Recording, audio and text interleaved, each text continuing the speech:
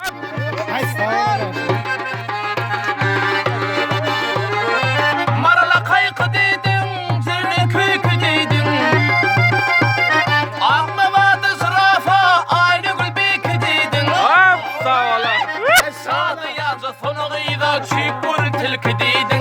Haloşunu toludurdun gelinlik gözlüğünde. Ağışını öldürdün gelinlik gözlüğünde. Ay, kara kurban ola. Kara kurban etmedin mi?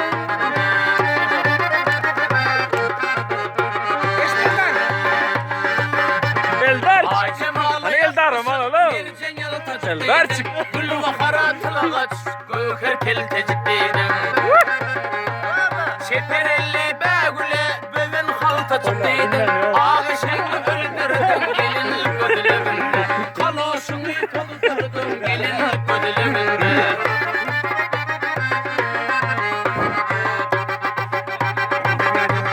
Mehmet'in kıyılarıma pahalı verdi bir çette.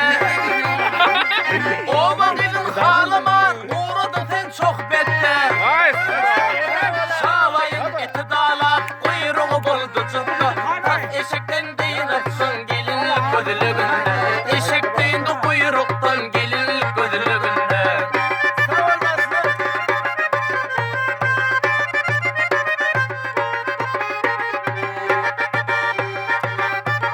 Ovaŋıtın ördüp çıktın seher çağında. Altı gancık iyizinde, yedi köpek ögünde. Hay Eşek sağ ol. bakır üstlük verdi köse oyun deminde. Bahçene ver öldü gitti gelinlik gözlüğünde. Kürrefi yetim galı gelinlik gözlüğünde.